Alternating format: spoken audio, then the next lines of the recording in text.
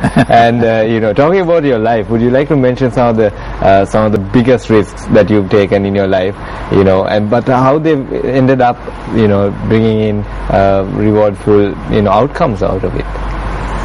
Well, I think the first risk I took was when I left Carson's, where I had a very good job, and I went out as an insurance agent where I had to get business, earn a commission, and I was no longer a bachelor. I had my wife and 4 little children, but I was willing to take a risk. And then the year later, I just took my whole family and went to India and started working there as well. I had to earn money there because you couldn't transfer money from Sri Lanka. So I had to work there, and it was an unknown place, and it took a long time for me to settle down. But I took the risk, and I used to go back and forth every fortnight. I used to come back to Sri Lanka and look after my business here, then go back and do work there. So I did that, and that was a big risk I took.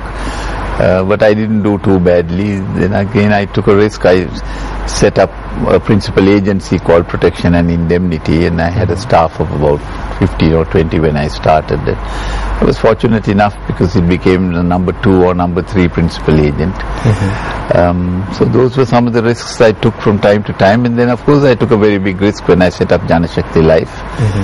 And an even bigger risk when I set up Janashakti General, because we found it very difficult to raise funds. We had lots of our competitors were bent to make sure that we didn't get off the ground. They tried every means to stop us. So those were all challenges that we faced, and in my case I had nobody really to help me. My family was all in England and I was virtually alone. But anyway, we managed to get over these hurdles, and we were able to achieve something. Exactly. And talking about the insurance industry, you mentioned how competitive it can get. In considering the insurance industry in Sri Lanka, going forward, what are the future threats and also the potential that you see when taking into consideration all the developments that's been happening over the years? The biggest threat is, of course, the proliferation of insurance companies. We have far too many insurance companies, and the number is growing. As I was telling somebody else this morning, India has about 50 insurance companies. They are either life companies or non-life companies, and they have a population of 1 billion people.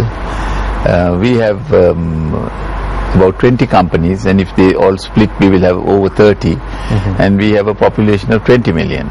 So it gives you the equation that we have 30. We will have 30 companies for 20 million, and they have 50 companies for 1 billion. So it shows you how disproportionate the business is. So naturally, it doesn't lend itself to good business.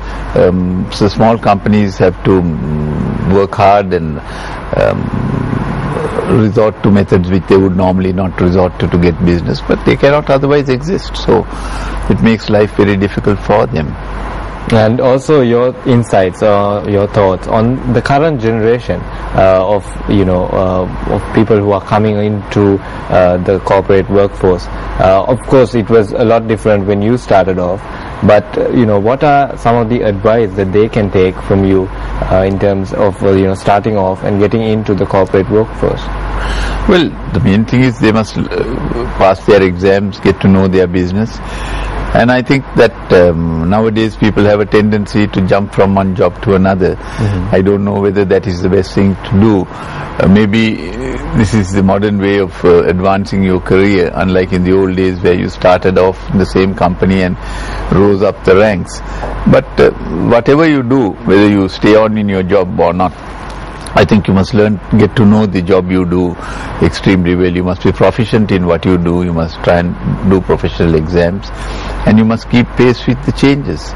Otherwise, you will be left behind. And that's probably one of the key reasons for the success of you and also your company.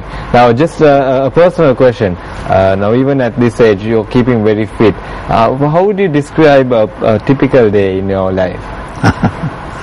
I get up at about 3 o'clock in the morning and I work till about 6. Getting up at 3 o'clock in the morning, there you go, folks. And I work, and then I usually go to work by about 6:45. I work till about 1 or 2 and then come back home, have my lunch, and then generally do some more work. But I go to bed quite early. I go to bed by about 9 o'clock. So go to bed early, wake up early morning. I think some of the advice and insights that we can also take from Mr. Chandrashafta. Now, talking a bit about your family, and as you said, how they've really supported you. You've managed your work-life balance also quite well. So that's one of the challenges that people face today. Your advice on that topic as well. Don't send your wife to work. I was fortunate that my wife did not work, so I had somebody to look after my family and to look after my needs as well, and that's really was very important to me, because it helped me to make sure that I didn't have to worry about anything else, and I could concentrate on my work, and that was very, very important. It is so even now I'm able to do as much as I do, only because I don't have to worry about other things. My wife looks after all that. So there we go. So some very interesting comments by Mr. Chandrashafta, who is, as we mentioned right at the start, who is known as the father of insurance in Sri Lanka, and who has definitely contributed a lot to this country. So thank you very much, Mr. Chandrashafta, for joining in with us, and we will hopefully hear more of you and your achievements in the future as well. Good luck to you. Thank you, Mehman. Thank you very much. Welcome back. Very insightful chat with Mr. Chandrashafta just before the commercial break. Now, some things that you can take from that, very interesting points that he made. One about the insurance sector as a whole, how his involvement right from 1986, when he was involved with the bill that was passed in Parliament that resulted in the privatization of the industry. Now, what he says today is that going forward he sees a potential threat, because there are too many companies, in his opinion, for Sri Lanka.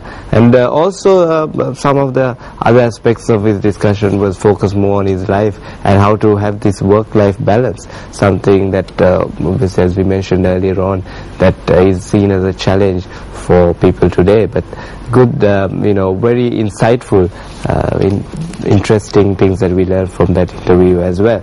Now, with that, we will have to wrap up today's edition of Good Morning Sri Lanka, but we'll be back again tomorrow, same time, so keep watching MTV Sports.